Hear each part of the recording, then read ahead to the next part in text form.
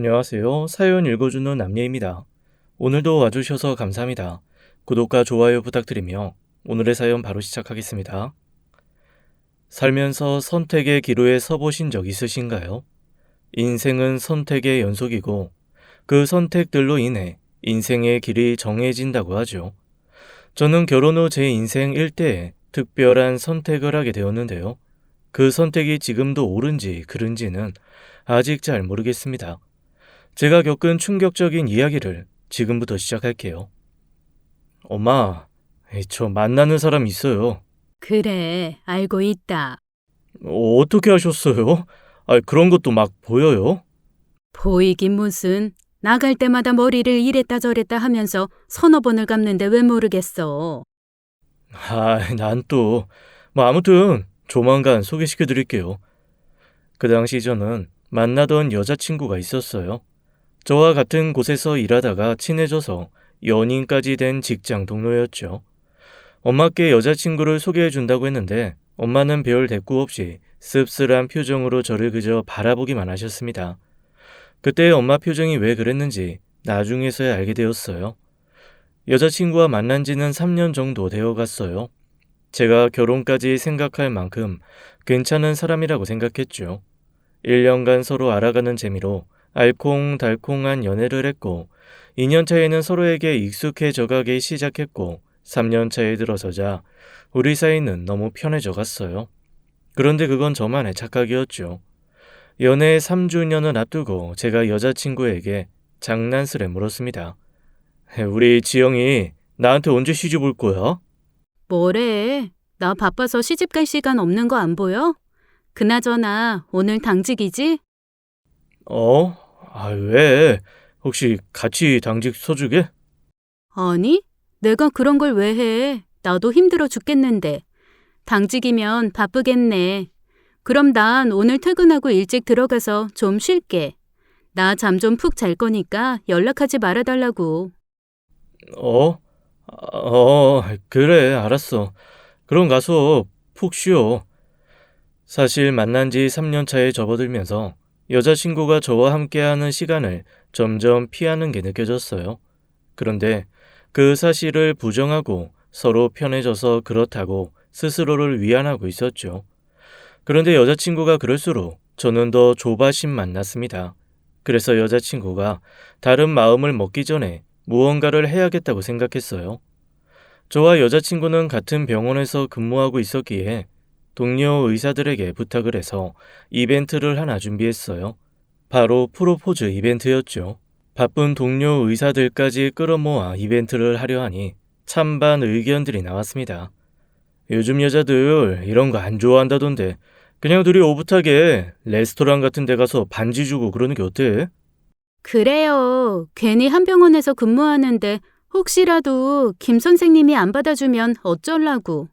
병원에 소문 다 나고 서로 껄끄러워지는 거 한순간이에요. 박 선생님 웬만하면 다른 방법으로 이벤트 하죠. 그래도 일생일대에 단 한 번뿐인 이벤트인데 여러 명이 와서 축하해주면 더 의미 있고 좋지, 안 그래? 난 좋을 것 같은데. 다 필요 없고 박선생 하고 싶은 대로 해. 그게 최고야. 결국 저는 고민 끝에 동료 의사들을 불러 모아 그녀에게 프로포즈를 해주기로 했습니다. 저는 그녀에게 급한 일이 있는 것처럼 제가 있는 곳으로 오라고 이야기했어요. 그리고 우리 모두 숨죽이고 숨어 있다가 짠하고 나타날 준비를 하고 있었죠.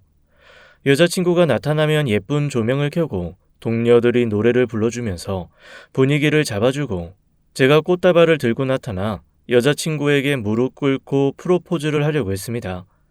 프로포즈가 끝나면 환호성과 함께 폭죽이 터지는 걸 기대했어요. 잠시 후 여자친구가 투덜대며 들어오더군요. 아, 바빠 죽겠는데 불러놓고 왜 여기 없어? 아, 짜증나.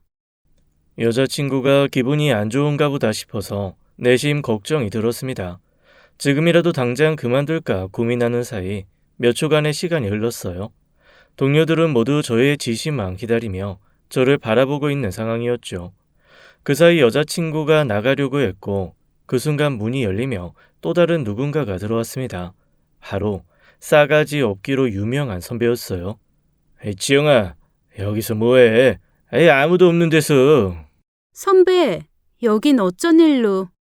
우리 지영이가 급히 가길래 아예 어딜 가나 궁금해서 따라와 봤지.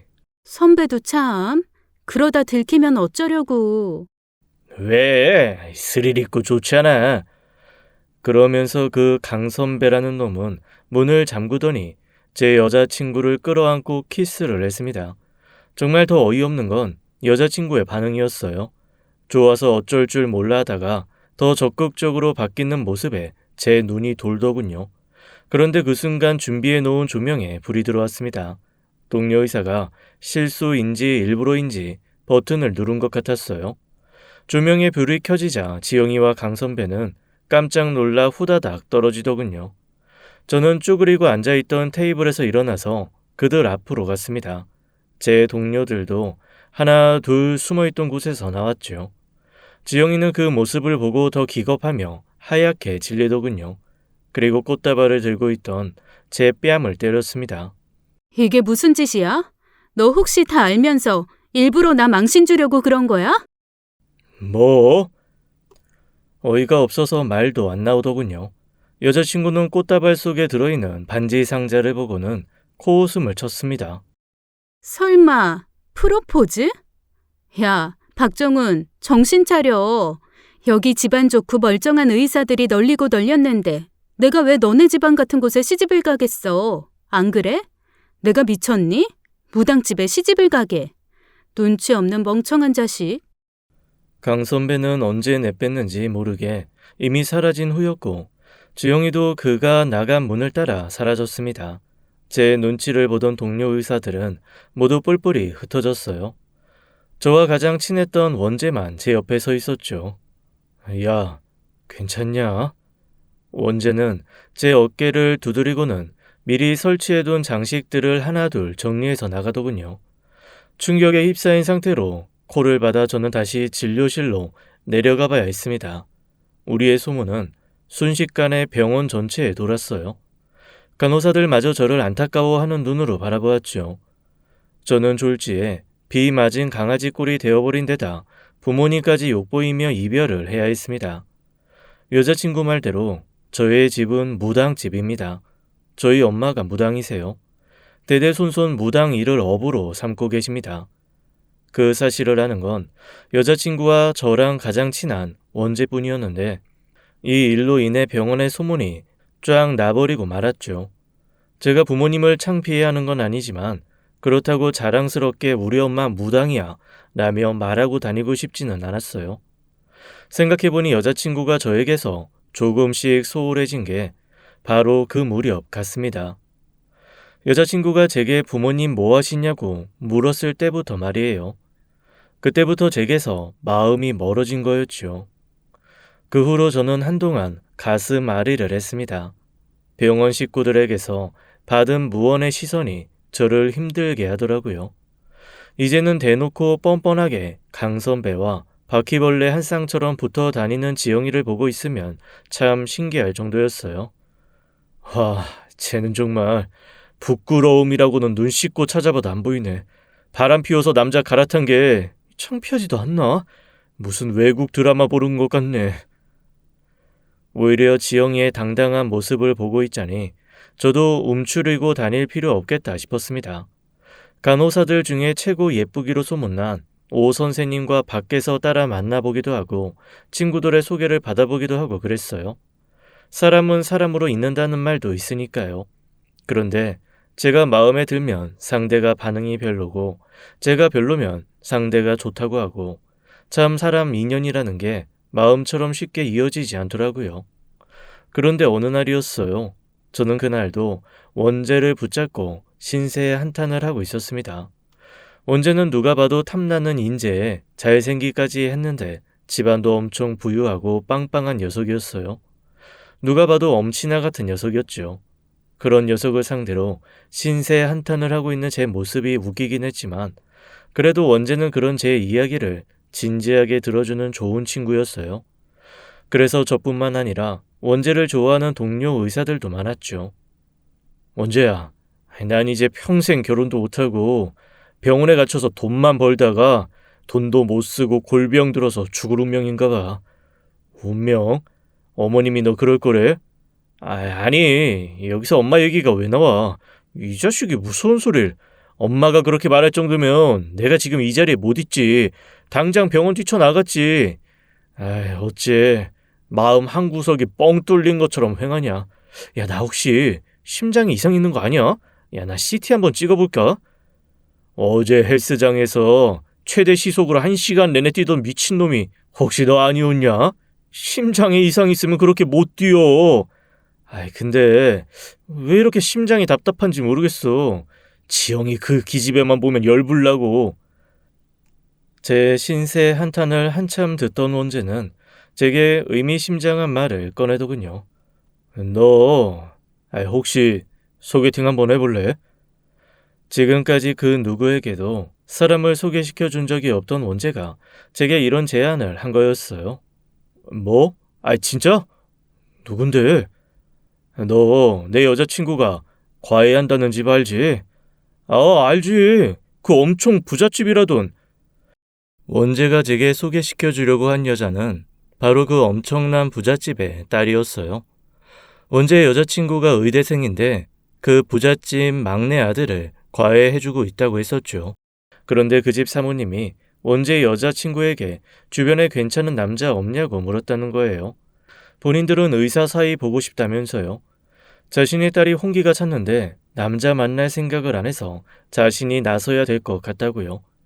주변에 재력되는 사람들이야 많지만 심성 착하고 똑똑한 사람이었으면 한다며 그런 신랑감을 찾고 있다고도 했습니다. 그래서 원재 여자친구가 제 이야기를 한 모양이었어요. 그랬더니 그쪽 집안에서 자리 한번 마련해달라고 했다는 거였죠. 네 여자친구가 날 좋게 잘 포장해서 얘기해줬었나 보네. 나 같은 사람도 좋다고 소개해달라고 한 걸 보면. 근데 예쁘냐? 나도 몰라. 내 여자친구 말로는 뭐 평균 이상이래. 원재야, 진짜 고맙다. 너밖에 없다 진짜. 내가 꼭 소개팅 성공해서 금위 환영해서 나타날게. 참, 근데 혹시 그쪽 집에서 우리 엄마 무당인 건 아셔? 원재는 여자친구에게 물어본다고 하고는 며칠 후에 답을 주었습니다. 여자친구를 통해서 저희 집안이 대대로 무당 집안이라는 걸 이야기했더니 그쪽 집안에서 괜찮다고 했다고요. 뭐하는 집안이건 자식을 의사로 키워낸 훌륭한 부모님인데 그런 게 무슨 상관이냐고 했다네요. 솔직히 저는 그 이야기를 듣고 조금 감동받았습니다. 저를 편견 없이 봐주는 부잣집 사모님이라니 만나보기도 전에 그분에 대한 좋은 인상을 받게 되었죠. 며칠 후 저는 그 여자를 만나러 가게 되었습니다. 부잣집에서 자란 여자라고 해서 성격이 강하고 제 멋대로이면 어쩌나 걱정이 들기도 했어요. 이런저런 잡념에 사무쳐 있을 무렵 그 여자가 제 앞에 나타났어요. 정훈 씨? 저는 정말 깜짝 놀랐습니다. 제 생각보다 너무 예뻐서요. 제가 그렇게 외모 따지는 사람은 아니지만 하얗고 투명한 피부에 조화로운 눈, 코, 입은 누가 봐도 엄청난 미인이었어요. 한참 잘 나가던 시절에 이영애 씨 같다고나 할까요? 수정 씨와 대화를 나눠보니 차분하면서도 내성적인 사람이더라고요. 그동안 한 성격하거나 자기 주장이 센 여자친구들만 만났었는데 이런 성격의 여자 사람을 만나보는 건 처음이었죠. 그날 저는 신나게 떠들어내며 수정 씨와 즐거운 시간을 보냈어요. 저의 재미없는 의학 이야기도 진지하게 들어주는 수정 씨가 좋은 사람처럼 느껴졌습니다. 저는 솔직히 수정 씨를 보자마자 한눈에 반했어요. 이 사람이랑 잘 되고 싶다는 욕심도 생겼고요.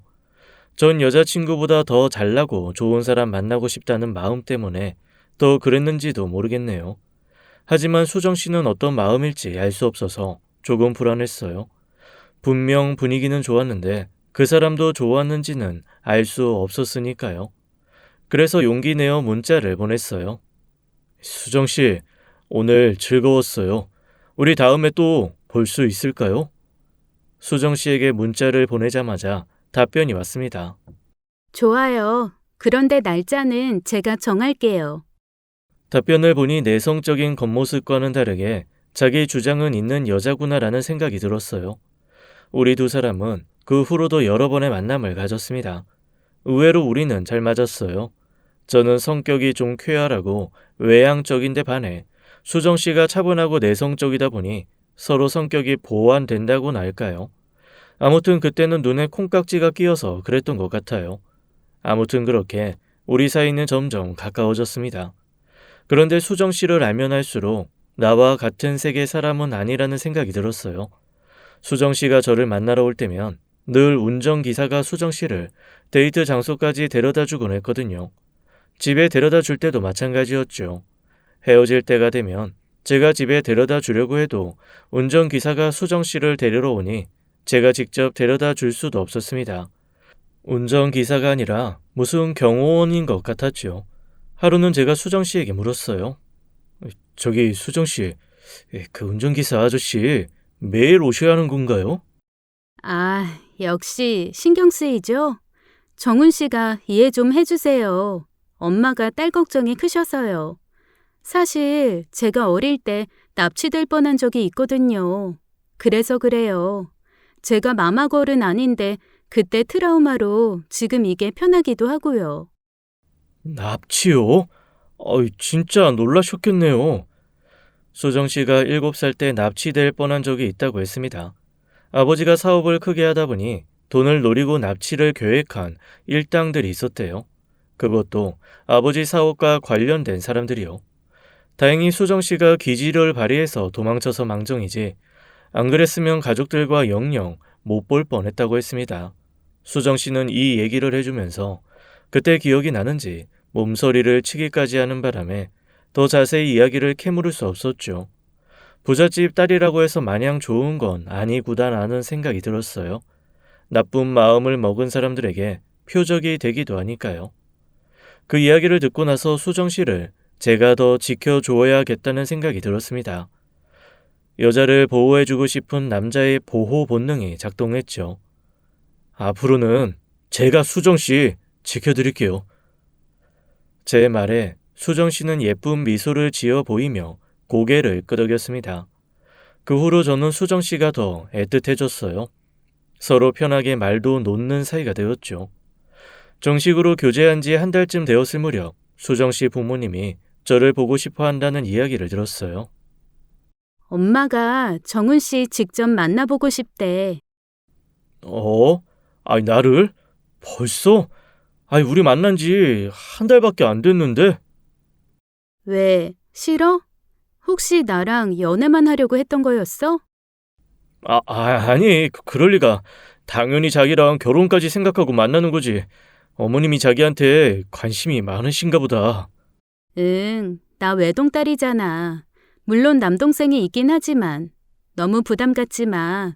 그냥 엄마가 자기가 어떤 사람인지 궁금해서 그런 거니까. 저는 그 이야기를 듣고 바로 그 주 주말에 여자친구네 집에 인사를 가게 되었습니다.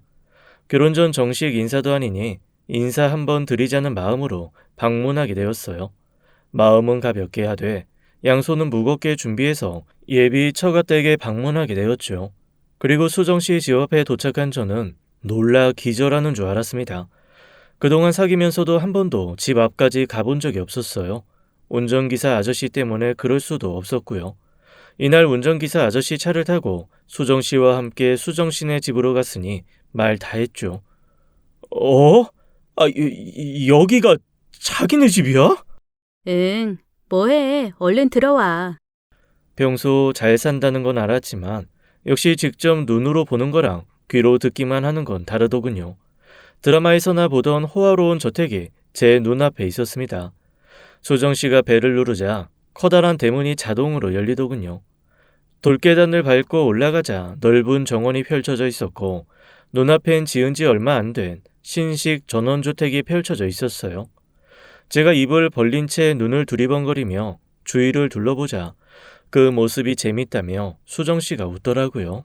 정훈 씨, 입에 벌레 들어가겠어. 정원에 벌레가 많아서. 아, 저는 그제야 정신 차리고 옷매 무새를 다듬은 후에 현관을 지나 안으로 들어갔습니다. 응접실에서 수정 씨의 어머니를 만날 수가 있었어요. 안녕하세요, 어머니. 박정훈이라고 합니다. 그래요. 어서 와요.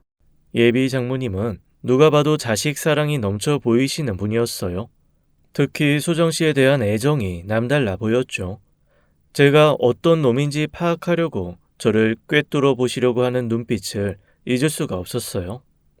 정훈 씨가 우리 딸이랑 잘 만나는 것 같아서 어떤 사람인지 한번 만나보고 싶었어요. 그럼요. 궁금하실 수 있죠. 오늘 이렇게 불러주셔서 감사합니다. 전공이 정형외과라고 했나요? 네, 맞습니다. 어머니 관절 안 좋은 곳 있으시면 저한테 말씀해 주세요. 제가 잘 봐드릴게요. 그래요. 다행히 아직은 괜찮네요. 나중에 내가 나이 더 많이 들면 그때 부탁할게요. 네. 그리고 말씀 낮추시고 편하게 말씀해 주세요. 그럼 그럴까요? 저는 최대한 밝고 정중한 모습을 보이며 예비 장모님이 될 분을 대했습니다. 덕분에 예비 장모님도 저를 마음에 들어 하는 눈치였어요. 한창 대화가 잘 이어가던 중에 예비 장모님이 제게 물었습니다. 자네는 언제쯤 결혼할 생각인가? 엄마! 당황해하는 수정 씨를 위해 저는 씩씩하게 대답했습니다. 저는 수정 씨만 좋다면 당장 내일도 가능하다고 말이죠. 만난 지 고작 한 달 된 여자의 어머니 앞에서 제가 그런 소리를 했다는 걸 생각하면 지금도 심하게 오버했구나 싶습니다. 무슨 일이 벌어질 줄 모르고 막 내지른 대답이었죠. 하지만 제 대답에 예비 장모님은 무척 기뻐하는 듯 했어요. 그동안 형식적인 미소로 저를 대했다면 이번엔 진짜 미소를 지어 보이셨으니까요. 기분 좋게 대화를 마무리하고 식사를 마친 후에 저는 집으로 돌아갈 채비를 하고 있었습니다. 응접실에서 일어나 현관 쪽으로 걸어가는 길에 방문이 2개 나와 있었어요. 그 길을 걷는데 이상한 인기척을 느껴 둘 중에 한 방문을 바라보았습니다. 순간 전 깜짝 놀라 저도 모르게 멈칫하며 어억하고 소리를 내버렸어요. 그 방문 틈 사이로 누군가 저를 쳐다보고 있었거든요. 제 소리에 놀란 누군가는 문을 쾅 하고 닫더군요. 저는 너무 놀라는 바람에 복도 벽에 붙어버렸는데 그게 좀 창피했습니다. 평소에도 겁이 좀 많은 편이어서 수정 씨에게만은 들키고 싶지 않았는데 들켜버린 기분이라 민망해지더군요. 저는 괜히 너털 웃음을 지으며 말했어요. 아, 집에 누가 또 있었나 봐요. 예비 장모님과 수정 씨가 모두 당황하는 눈치더군요. 아, 우리 아들이야. 누뚱이 아들. 인석은 인사하러 나오래도 안 나오더니 왜 몰래 보고 있나 몰라. 잠시만. 그리고는 제 예비 처남이 될 아이 방으로 쏙 하고 들어가시더라고요. 원재에게 듣기로 이 집에 고3인 늑둥이 아들이 있다고 했습니다. 원재 여자친구가 과외하는 아이이기도 했고요. 신경 쓰지 마. 고산병에 걸려서 애가 좀 이상하거든. 나와서 인사하라고 할 땐 안 한다고 하더니 자기가 궁금했나 봐. 수정 씨가 저를 대문까지 데리고 갔을 무렵 예비 장모님이 배웅해 준다고 급히 나오셨어요.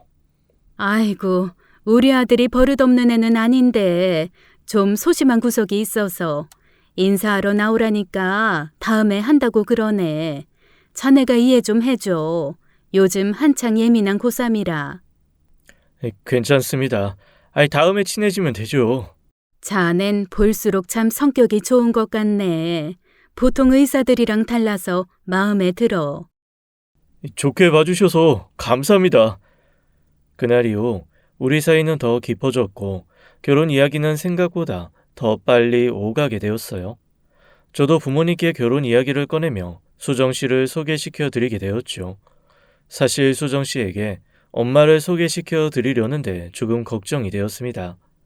무당 집안은 싫다며 떠나간 전 여자친구가 떠올라서 더 그랬죠.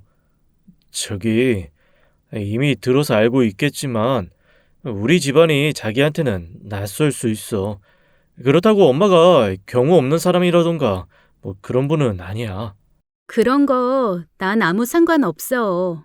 자기야말로 나랑 결혼하고 나서 지금처럼 나 사랑해주는 거 마음 변하면 안 돼. 내가 어떤 사람이라도 말이야. 그래줄 수 있어? 그야 당연하지. 우리 수정이는 내가 평생 지켜줄 거니까 걱정 마. 그렇게 제가 호언장담했답니다. 아무것도 모르고 말이에요. 그때는 그랬어요. 사랑의 눈이 멀었던 거죠. 아무튼 제 귀에는 수정 씨의 말 중에 우리 엄마가 무당이어도 아무 상관없다는 그 말만 귀에 꽂혔어요. 이런 여자라면 정말 뭐든지 다 해줄 수 있을 것만 같았습니다. 수정이와 엄마는 여느 평범한 집안들처럼 첫 인사를 잘 치렀어요. 엄마, 수정이 어땠어? 애가 착하고 순수하지? 부잣집 딸 치고는 겸손하고 말이야. 너 결혼도 하기 전부터 팔불출 같다. 수정이가 진짜 괜찮은 사람이라 그렇지.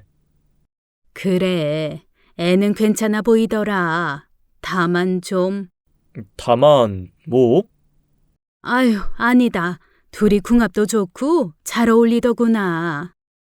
엄마는 무언가 마음에 걸리기라도 하신 것처럼 말끝을 흐리셨지만 저는 꼬치꼬치 캐묻지 않았습니다. 이미 수정 씨에게 콩깍지가 씌어서 엄마의 말씀이 별것 아닌 걸로 들렸거든요. 상견례를 하는 날 온 식구가 한자리에 모였습니다. 여자친구 쪽은 장인어른과 장모님, 그리고 그때 문틈 사이로 보았던 처남이 자리해 주었고 저희 쪽은 저와 엄마, 일찍이 시집간 누나가 함께 자리해 주었습니다. 아버지는 제가 중학교 때 돌아가셔서 안 계세요. 그 당시 처남은 입시를 마치고 대학생이 된 상태였어요. 처남과는 딱 두 번째 보는 만남이었죠. 첫 번째 볼 때는 문틈 사이로 눈만 마주친 게 다였는데 두 번째 볼 때는 꽤나 멀쩡하게 차려입고 있으니 훈남이었습니다.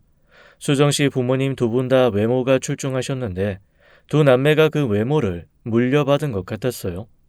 처남은 상견례 자리에서 꽤나 과묵했습니다. 실없는 소리를 두 번 정도 했는데 딱 그 두 가지 이야기 한 게 다였어요. 그런데 그 두 이야기가 꽤 기억에 강하게 남더군요. 의사들은 다 똑똑하죠? 아니 뭐 그런 편이지. 그런데 머리 좋은 거랑 눈치 빠른 건 다른 문제인가 봐요. 어? 그냥 뭐 주변에 누가 좀 그런 것 같더라고요. 아이 뭐 공부 잘하는 거랑 눈치랑은 별개니까 그럴 수 있지. 근데요, 혹시 우리 누나 안 무서워요? 그 말 한마디에 처가댁 식구들 분위기가 묘하게 싸늘해지더라고요. 장인어른은 화가 난 듯 엄한 표정으로 처남을 쏘아 보이기까지 했습니다. 그때 장모님이 나서서 말씀하셨어요. 얘가 아직 어려서 할 말 못할 말 구분을 못하네요. 네 누나같이 착한 사람이 어디 있다고 얘는 참... 저는 그때 그 말이 흔한 남매들이 서로를 대할 때 하는 그런 말이라고 생각했어요. 저도 누나가 있어서 그 느낌 알거든요. 누나가 무섭다는 둥, 우리 누나가 사이코라는 둥, 그런 거 말입니다. 저와 부모님도 그렇다고 생각하고 그저 가볍게 웃고 넘겼죠. 장의인 어른이야 워낙 예의 차리시고 격식 있는 분이어서 처남의 그런 작은 행동도 못마땅해 하는 거라고 여겼고요. 하지만 그 말은 결코 가벼운 이야기가 아니었다는 것을 나중에 알았어요. 상견례를 마치고 우리 두 사람은 백년 가약을 맺게 되었습니다. 최고급 호텔에서 성대한 결혼식을 치르면서 의사 동기들로부터 부러움을 엄청 받았어요. 게다가 제 결혼식에 다녀간 친구들이 전 여친인 지영이에게 우리 결혼식이 얼마나 대단했는지 이야기한 모양이었죠. 결혼 후 얼마 안 가 지영이로부터 따로 연락이 왔습니다. 네가 어쩐 일이야? 그때 너한테 그렇게 하는 게 아니었는데 뭐? 나 너랑 헤어지지 말 걸 그랬어. 너랑 헤어지고 나서야 알았어. 너가 얼마나 괜찮은 사람인지 말이야. 너 무슨 소리 하는 거야 이제 와서? 너랑 헤어지고 나니까 나 네가 너무 보고 싶어. 나 아직 너 사랑하는 것 같아. 우리 다시 만날래? 야, 너 진짜 인성 바닥이다. 내 건 줄 알았는데 너보다 훨씬 괜찮은 사람이 나 데려가니까 배알이 꼴리냐? 그런 거 아니야. 진짜 난 네가 좋아서. 야, 유부남한테 쓸데없는 소리 하지 말고 앞으로 나한테 연락하지 마. 뭐? 다시 만날래? 야, 내가 미쳤냐? 지금 파라다이스에 와 있는데 불지옥으로 들어가게? 남의 가정 파탄 낼 잔머리 굴지 말고 넌 네 인생 살아. 난 이제 너한테 아무 관심도 없으니까. 심지어 넌 바람이나 피우는 그런 여자잖아. 뭐? 야, 끊어! 잘 사는 모습 보여주는 게 최고의 복수라더니 그 말이 진짜 맞더라고요. 제가 이렇게 잘 되고 잘 사는 모습을 보여주니 전 여친은 그제야 후회하고 아쉬워했습니다. 저는 제가 뭐라도 된 양 의기양양했고 그동안 받은 서름을 한 번에 갚아주는 것 같아서 아주 속이 시원했어요. 그저 결혼만 했을 뿐인데 저를 부러움의 대상이 되게 만들어준 아내에게 고마웠죠. 그리고 그런 저를 알아봐준 장모님과 장인어른께 무척 감사했어요. 사랑스러운 아내에게 정말 잘해줘야겠다는 생각만 들었습니다. 신혼집은 아내와 반반 부담해서 서울의 한 아파트로 입주하기로 했어요. 한참 집을 알아보다가 장모님으로부터 연락이 왔었죠. 박서방, 우리 애가 30평대 아파트는 싫은가 봐.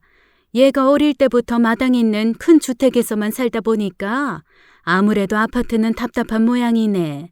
금전적인 부분은 우리가 부담할 테니 아파트 평수를 좀 넓은 데를 알아보는 게 어떻겠나? 자네 부모님만 괜찮으시다면 그렇게 양해해 주시면 정말 감사하겠네. 딸이 조금이라도 편하게 지냈으면 하는 부모 마음이니 좀 알아주길 바라네. 장모님은 제가 아내와 반반 부담해서 집을 구하고 있던 걸 알고 계셨기에 조심스럽게 이야기를 꺼내셨습니다. 혹시라도 처가댁이 부자라서 돈으로 신혼집 결정하는데 입김을 불어넣는 것 같은 모양새가 될까봐 염려하시면서도 저희 엄마 체면이나 감정이 상하지 않게 하시려고 애쓰시며 말씀하시더라고요. 저도 조심스레 엄마께 그 이야기를 전해드렸습니다. 엄마는 상관없다며 감사할 따름이라고 전해주라고 하셨죠. 결국 저희는 60평짜리 아파트에 입주하게 되었어요. 아내가 예쁜 걸 좋아해서 리모델링도 신경 써서 하느라 리모델링 비용도 한 2억은 들어간 것 같았죠. 아내가 제게 정확히 말은 안 해줬지만 인부들이 하는 이야기를 대충 들어보면 그 정도 되는 듯 했습니다. 아내 덕에 저는 고급스러운 아파트에서 신혼생활을 시작할 수 있었어요. 모든 게 꿈만 같았죠. 친구들과 의사 동기들을 집들이에 초대했는데 모두가 크고 예쁜 집을 보고 입이 딱 벌어졌습니다. 집들이에 왔던 친구들은 병원에서 또 소문을 내고 다녔나 봅니다. 아무래도 소문이라는 게 한 번 나기 시작하면 점점 부풀려지고 과장되기 마련이죠. 그런데 그 이야기를 고지고째로 들은 전 여친인 지영이가 결국 강 선배와 완전히 헤어졌다는 이야기를 듣게 되었어요. 강 선배 앞에서 저와 강 선배를 끊임없이 비교하다가 결국 강 선배한테 차였다네요. 그리고 두 사람 모두 병원까지 그만둔다는 이야기가 들려왔어요. 그 이야기를 듣고 남들이 볼 땐 내가 정말 부러운 사람인가 보다 하고 말았습니다. 아내는 집에서 종종 그림을 그리거나 도자기를 만드는 걸 즐겨 했습니다. 딱히 직업이 없었지만 자기가 좋아하는 일을 하며 지내는 아내를 보는 게 저는 좋았습니다. 아내는 그림 실력도 뛰어났어요. 저 같은 예술 문외한인 사람이 봤을 때는 피카소, 고흐 저리 가라였거든요. 게다가 피아노, 바이올린도 얼마나 잘 다뤘는지 아내는 다재다능한 사람 같았죠. 결혼한 지 4개월 정도 지났을 무렵 아내가 임신했다는 기쁜 소식도 듣게 되었어요. 아내가 임신을 하자 저보다도 처가댁에서 더 신경을 많이 써주시더군요. 하루가 멀다 하고 매일같이 전화가 왔고 제게 아내를 잘 챙겨달라는 부탁의 인사말도 잊지 않으셨어요. 저는 일이 끝나는 대로 늘 집으로 달려오기 바빴습니다. 임신한 아내를 챙기려고 노력했어요. 그렇지만 임신한 여자들이 그렇듯 아내도 조금씩 예민해지기 시작하더군요. 여보, 아파트는 원래 이렇게 시끄러워? 왜? 무슨 일 있었어? 며칠 전에 윗집에 이사 오는 것 같더니 그 후로 계속 층간소음이 있네. 층간소음? 발 쿵쿵거리는 소리? 발소리도 발소리인데 얘기하는 소리가 여기까지 들려. 나름 고급 아파트라고 해서 그런 건 없을 줄 알았는데 그렇지도 않은가 봐. 그랬어. 우리 여보가 임신 중이라 더 예민해서 잘 들릴 수 있어. 그런 거야? 너무 시끄러울 땐 차라리 집 밖에 카페라도 잠깐 가 있어. 그럼 한결 나아질 거야. 응, 고마워. 의사가 그렇게 말해주니까 왠지 마음이 놓인다. 그런데 아내의 불만은 계속 이어졌습니다. 아, 도저히 시끄러워서 낮에 작업을 할 수가 없어. 왜? 아이, 또 윗집 사람들 얘기야? 저 윗집에 남자 2명이 사는 것 같은데 정말 끊임없이 둘이 얘기해. 아주 시끄러워 죽겠어. 목소리도 얼마나 큰지. 얘기하는 소리가 그렇게 크게 들린다고?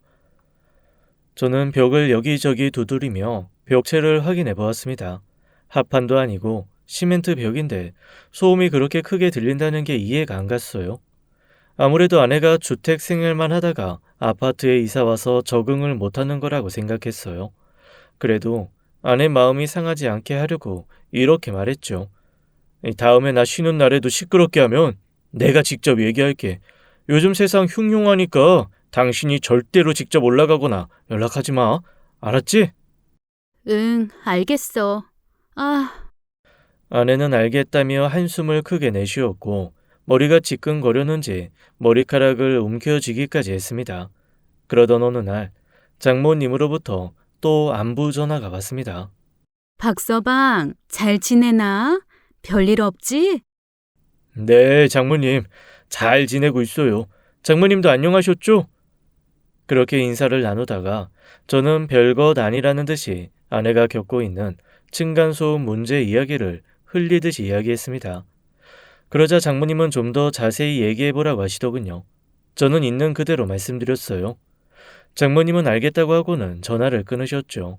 그런데 그 후로부터 장모님이 저희 집에 드나들기 시작하셨습니다. 아, 여보, 다녀왔어. 잘 다녀왔어요? 얼른 씻고 와서 저녁 먹어요.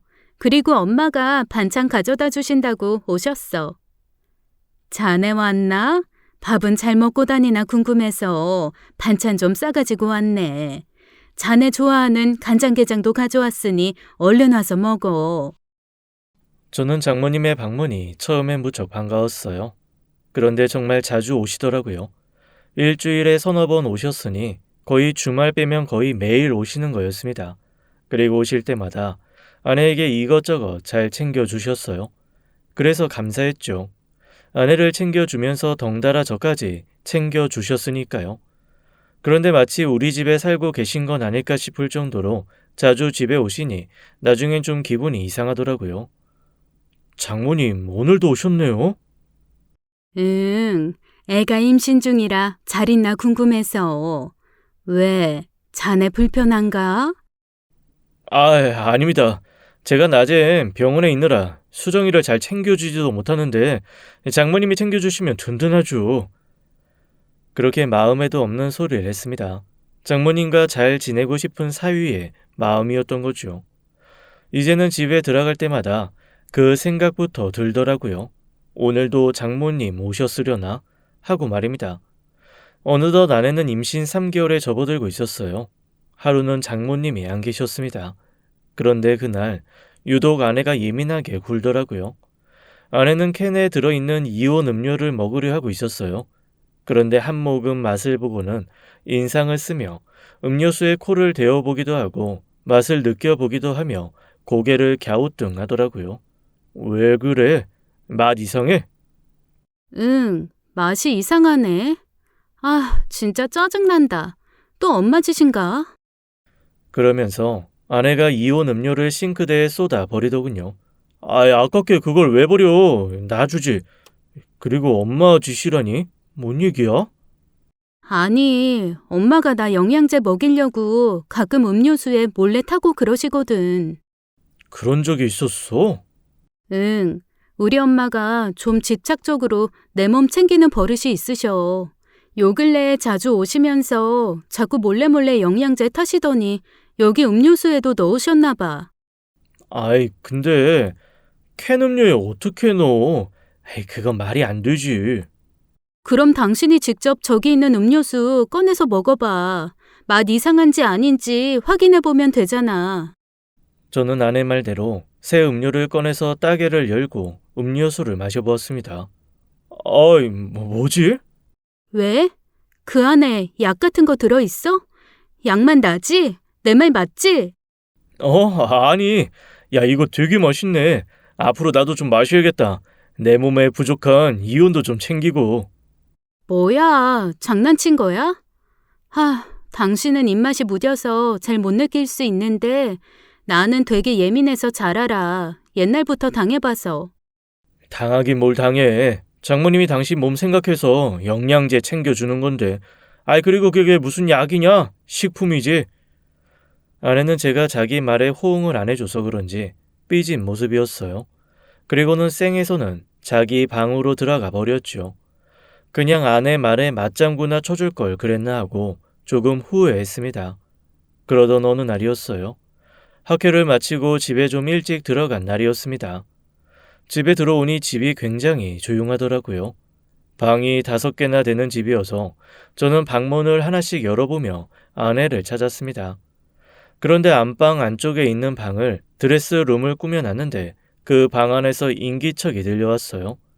아내와 장모님이 무언가를 두고 실갱이하는 모습이 보였습니다. 싫어. 싫다니까. 선생님이 괜찮다잖아. 너 이러다 박서방 알면 어쩌려고 그래? 절대 싫다고. 너 정말 이럴래? 조금 더 지켜보다간 장모님이 제 아내를 어떻게 할 것만 같아서 제가 인기척을 냈습니다. 장모님이 아내를 제압하며 억지로 무엇을 먹이려고 하셨거든요. 지금 여기서 뭐 하세요? 장모님 손에 무언가가 들려 있었어요. 제가 그것을 보려고 하자 장모님은 손을 얼른 움켜쥐시더군요. 자네가 이 시간에 어쩐 일인가? 장모님은 매우 당황하신 얼굴로 물으셨습니다. 그런데 그거 손에 쥐신 거 그거 뭐예요? 응. 이거 영양제야. 임신 중에 좋은 영양제. 그런데 그거 먹기 싫다고 이렇게 두 분이 옥신각신 하신 거였어요? 한번 봐보세요. 제가 봐드릴게요. 맛없어서 그랬어. 됐어. 그냥 먹을게. 그러더니 아내가 장모님 손에 쥐어져 있던 걸 제 눈에 안 보이게 싹 빼가서는 입에 쏙 넣는 겁니다. 물도 없이 그걸 삼키더라고요. 아무리 봐도 영양제를 가지고 실갱이했다고 하기엔 너무 분위기가 심각해 보였는데 뭐가 뭔지 모르겠더군요. 그렇게 싫다던 걸 제가 오니 아내가 아무렇지 않게 먹는 걸 보니 더 이상하다는 생각이 들었어요. 제가 좀 이상해하는 표정을 지은 걸 장모님이 봤는지 급하게 화제를 돌리시더라고요. 아참, 그 윗집 말이야. 너무 시끄럽게 해서 내가 한 소리 했으니까 자네는 굳이 올라갈 필요 없어. 또 층간소음 있었어요? 응, 그래서 내가 한 소리 했네. 자네까지 또 찾아가면 싸움 날 수 있으니까 웬만하면 올라가지 말게나. 저는 알겠다고 하고는 무심코 흘려들었어요. 저는 그동안 집에서 시끄러운 걸 단 한 번도 못 느꼈는데 아내와 장모님은 그 소리를 들은 모양이었습니다. 그런데 그 얘기를 들었던 걸 깜빡 잊고는 제가 아내 성화에 못 이겨 윗집에 올라간 일이 있었어요. 아내가 그러더라고요. 윗집 사람들이 계속 자기를 욕한다고요. 그때 장모님이 찾아간 후로 계속 자기를 욕한다며 자기를 어떻게 한다는 등 그런 소리를 하는 게 들렸다고 하더라고요. 무서움에 떨면서 울기까지 하는데 저도 더 이상 가만히 있을 수 없겠더군요. 저는 결국 윗집에 올라가 벨을 눌렀습니다. 그런데 벨을 여러 번 눌러도 인기척이 없더라고요. 문을 두드려도 아무도 나와보지 않길래 결국 경비실을 통해 이야기를 하게 되었어요. 예, 수고하십니다. 저희 1305호인데요. 14층 5호에 인터폰 연결 좀 부탁드려요. 예. 왜 그러시는데요? 너무 시끄럽게 해서요. 그 사람들이 제 아내 욕하는 소리가 저희 집까지 다 들렸다는데 제가 직접 이야기 좀 하려고요. 예. 잠시만요. 연결해 드릴게요. 그렇게 연결해서 신호음이 가는데 결국 윗집은 끝까지 연락을 받지 않더군요. 윗집 사람들이 눈치를 채고 일부러 없는 척을 하는 건지 아니면 진짜로 외출을 한 건지 모르겠더라고요. 일단 아내에게는 다음에 잘 말해둘 테니 걱정 말라고 안심을 시켜주었어요. 그리고 며칠이 지났습니다. 퇴근하면서 집에 들어오는데 엘리베이터 안에서 경비 아저씨와 마주쳤어요. 제가 13층 버튼을 누르자 경비 아저씨가 제게 말을 걸더라고요. 혹시 13층? 아이 5호 사세요? 아, 예.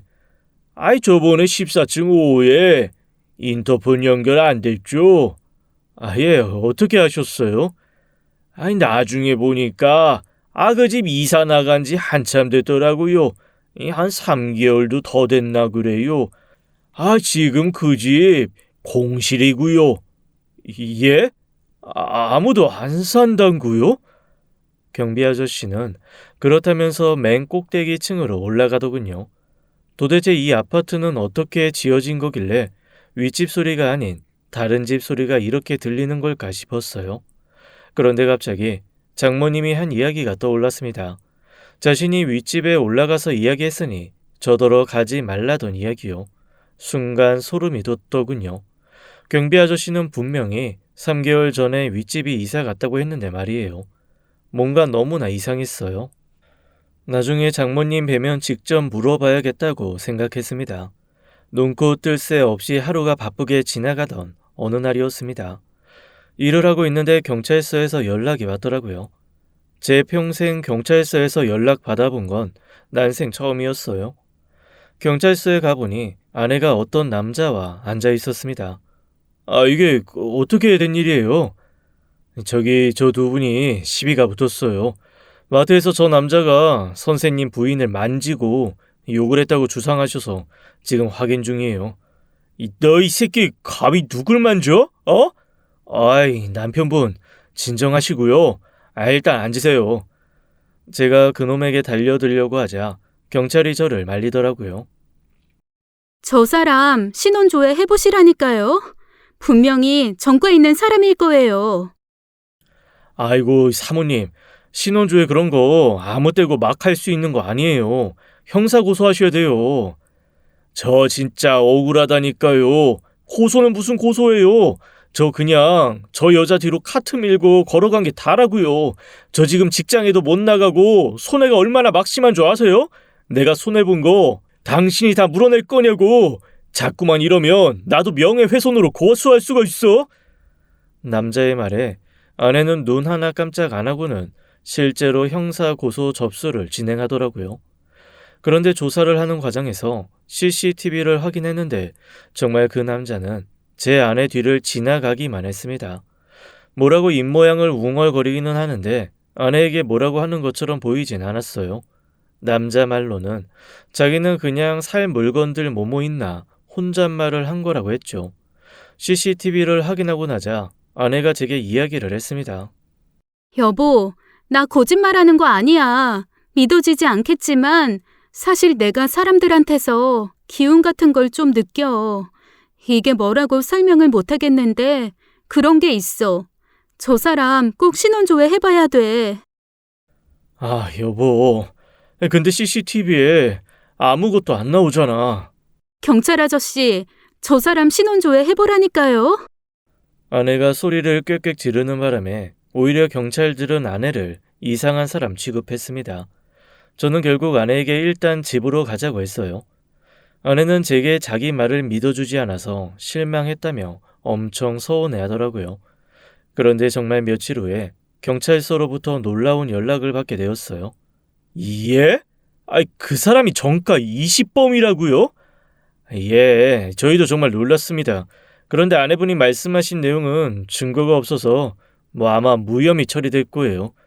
그 이야기를 들은 아내는 자기 말이 맞지 않냐며 더 의기양양해졌어요.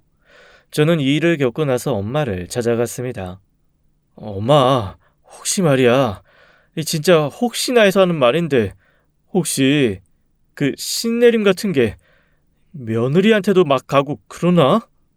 예끼 이놈아. 결혼하고서 연락도 잘 안 하다가 그게 궁금해서 이렇게 찾아온 거니? 빨리 말해봐. 며느리한테도 막 신내림 내려지고 그러냐고. 걱정 말어. 그런 경우는 본 적이 없으니까. 왜? 수정이한테 뭔 일 있니? 저는 결국 정가 20범 이야기를 했습니다. 그 이야기를 들은 엄마는 그저 우연일 거라며 걱정하지 말라고 하셨어요. 그나저나 수정이는 괜찮니? 뭐? 그거 성추행? 그거 증거도 없다 그러고 내가 CCTV 봐도 별거 없더라고. 아마 수정이가 예민해서 그런 것 같아. 요즘 임신하고 부쩍 예민해졌거든. 자꾸 이상한 소리하고. 이상한 소리라니? 그런 게 있어. 자꾸 시끄럽대나 뭐래나. 곱게 자라서 그런가? 임신하고 나서 완전 극예민이야. 아무튼 난 이만 가볼게. 다음에 또 올게요. 엄마는 용건만 딱 얘기하고 호다닥 나가는 저를 한번 흘겨보시고는 따라 나와 제 손을 잡고 말씀하셨어요. 정훈아, 사람은 인연이라는 게 있어. 너한테는 그 인연이 수정이고, 엄마 말 무슨 말인지 알아? 수정이가 어떻든 간에 네가 잘 챙겨주라고. 엄마는 나만큼 내 아내 챙기는 사람 또 어디 있다고. 걱정 마시오. 내가 알아서 잘할 테니까. 저는 엄마에게 괜한 걱정거리를 안겨드린 것 같아서 괜히 물어봤나 싶었어요. 그래도 신내림 같은 건 아니고 아내가 우연히 때려 맞춘 거라 생각하니 한결 마음이 나았습니다. 그러던 어느 날 출근을 하려고 옷방에서 옷을 입고 나서려는데 실수로 옷으로 아내 화장대 위에 있는 보석함을 치게 되었어요. 그게 쿵하고 바닥으로 떨어져 버렸죠. 그런데 그 안에서 떨어져 나온 건 보석이 아니라 약이었습니다. 뭐야 이게? 그 약들을 주워 담는데 아내가 들어오더군요. 여보 미안. 내가 보석함을 떨어뜨렸는데 이게... 제가 말을 채 마치지 않았는데 아내가 그 약들을 제 손에서 빼앗듯이 가져가 버리더군요. 조심 좀 하지. 미안. 근데 이게 무슨 약이야? 당신 어디 아파? 아니, 그냥 요즘 임신 우울증이 좀 오는 것 같아서 우울증 약 처방받았어. 그래? 나한테 왜 얘기 안 했어? 내가 아는 의사 소개시켜 줄 수도 있었는데. 이게 뭐 자랑이라고 의사까지 소개받아. 그냥 신경 쓰지 마. 당황해하던 아내는 약들을 싹 모아서 얼른 한쪽에 치우더라고요. 저는 그날 하루 종일 그 약이 떠올라 일이 손에 잡히지 않았습니다. 결국 같은 병원에서 근무하는 정신과 선생님에게 이 약에 대해 물었어요. 이거 누가 먹는 거야? 그냥 아는 사람이요. 근데 이 약이 우울증에 쓰이는 거라던데 이 약 먹을 정도면 우울증 많이 심한 건가요? 우울증? 우울증보다는 이거 조현병에 쓰는 약이야. 기가 막히더군요. 우울증이 아니라 조현병 약이라니. 그럼 제 아내가 조현병이 있다는 얘기인가요? 저는 너무 큰 충격을 받고 하루 종일 무슨 정신으로 일을 했는지 모르겠습니다. 아내가 그동안 제게 했던 행동과 말들을 되짚어 보았어요. 결혼 전에 딱히 이상한 증상은 못 느꼈습니다. 그러니 결혼까지 했겠죠. 그런데 결혼 후에 아내가 임신한 후부터 장모님이 아내를 끔찍하게 챙기는 거라 생각했는데 그게 아니었던 것 같았어요. 지금 와서 생각해보니 일반적인 장모님과는 좀 달랐던 것 같습니다. 늘 아내 옆에서 조심스럽게 행동하는 것, 아내 눈치를 살피고 노심초사하는 모습들이 떠올랐어요. 그저 시집간 딸이 걱정되는 부모의 모습이라고 생각했었는데 그게 아니었던 거죠. 장모님이 집에 자주 찾아왔던 것도 아내를 감시하고 있었던 거였어요. 저는 퇴근 후에 집에 오자마자 아내에게 물었습니다. 이거 조현병 약이라는데 이거 어떻게 된 거야? 아내는 놀란 토끼 눈을 하고는 아무 말도 못하더니 이내 체념한 표정으로 바뀌더군요. 미안해. 당신까지 힘들게 할 생각은 없었는데. 하긴 처음부터 의사를 속이고 산다는 게 말이 안 되는 거였어. 아내는 끝내 눈물을 흘리더군요. 이거 엄밀히 따지면 사기 결혼이야. 이런 중대한 사실을 숨기고 결혼하는 게 어딨어. 요즘 우울증인 사람 많잖아. 나도 그런 사람들이랑 크게 다르지 않아. 게다가 당신은 의사잖아. 당신만큼은 편견 없이 날 봐줘야 되는 거 아니야? 난 그냥 조금 아픈 것 뿐이라고. 어떻게 이런 걸 숨겨 어떻게? 설마 처음부터 다 계획적이었던 거야? 혹시 원재랑 원재 여자친구도 알고 있었어? 원재 씨는 아무것도 몰라. 원재 씨 여자친구도 마찬가지고. 엄마가 나 이런 거 철저히 숨겼어. 집안 창피한 일을 뭐하러 과외 선생님한테까지 이야기하겠어. 아내는 제게 호소를 하더군요. 자신은 결혼 생활을 잘 유지하기 위해 그동안 약도 꾸준히 먹고 노력했다고요. 그리고 그동안은 정말 아무 문제 없이 잘 지내지 않았냐고 하더군요. 너 아직도 윗집 소음 들려? 그 물음에 아내는 대답을 못하더군요. 네 눈으로 직접 봐봐. 저는 아내를 데리고 윗집으로 올라갔고 아무도 살고 있지 않음을 확인해 주었습니다. 그것도 믿지 않을 것 같아서 경비 아저씨에게 연락을 해서 사실 확인도 시켜주었어요. 이래도 네가 아무 문제 없어? 날 사랑한다며. 내가 어떤 사람이든 상관없이 사랑하겠다며. 당신이야말로 이제 와서 마음 바뀐 거야? 당신 어머니 만나러 가던 날 당신 입으로 얘기했잖아. 그랬습니다. 아내 말대로 저는 아내가 우리 집안을 아무 흠도 아니라며 받아줄 때 아내가 어떤 사람이건 사랑해 주겠다고 했었어요. 그래도 이건 정말 너무 큰 사실을 숨긴 거였습니다. 차라리 결혼 전에 말해주지 그랬어. 말했으면 당신이 나랑 결혼했겠어? 저도 아내 말에 아무 대답을 하지 못했습니다. 너무나 혼란스러웠어요. 저는 이 사실을 양가 어른께 알렸습니다. 장모님과 장인어른은 제 앞에 와서 미안하다고 면목 없다고 고개 숙여 사가시더라고요. 딸 자식이라고 하나 있는 게 저 모양인데 그래도 시집 잘 가서 잘 살길 바랐네. 그리고 자네 만나면서 내 딸도 많이 좋아졌었고 그래서 더 자네가 탐이 났네. 자식 잘 되기 바라는 부모의 욕심 때문에 이렇게 된 것이니 내 딸을 너무 나무르지 말겠나. 이게 다 우리 집안에서 밀어붙여서 그리 된 거니 자네가 이혼하겠다고 하면 그렇게 하겠네. 소송 건다고 하면 위자료도 섭섭치 않게 챙겨줄 생각이고 그래도 정말 다시 한번 생각해보지 않겠나. 우리 애가 먹는 약이 뭔지 모를 땐 둘 사이에 아무 문제 없지 않았나. 그런데 더 놀라운 건 저희 엄마 반응이셨어요. 엄마는 네가 어떤 결정을 내리던 존중할 거야. 그런데 정훈아, 아픈 모습까지 감싸줄 수 있는 게 진짜 사랑이야. 물론 시어른들이 속인 것도 잘못됐고 수정이가 말 안 하고 결혼한 것도 정말 큰 잘못이야. 그 사실은 변하지 않아. 그럼에도 불구하고 네가 왜 수정이랑 결혼을 결심했는지 그 마음을 먼저 들여다보길 바란다. 정말 사랑해서 결혼을 한 건지 아니면 수정이의 배경이 좋아서 결혼을 한 건지 말이야. 저는 한동안 아무도 만나지 않고 많은 생각을 했습니다. 그 사이 아내는 친정에 머물렀고 저는 단직실에서 계속 지내고 있었어요. 분명히 아내의 배경에 취해 정신 못 차린 것은 맞지만 제가 그 배경이 좋아서 아내를 만난 건 아니었어요. 아내는 심성이 착하고 여린 사람이었습니다. 길 가다가 뿌리채 뽑혀져 나온 풀을 다시 심기도 하고 아파트 지하실에 사는 고양이가 안쓰럽다고 물과 밥도 챙겨주곤 했어요. 마음이 따뜻한 사람임에든 분명했죠. 그 모습이 좋아서 아내를 만난 거였습니다. 오히려 편견 없이 우리 엄마를 바라봐주며 명절에는 시댁 가족들과 어울릴 줄도 아는 사람이었어요.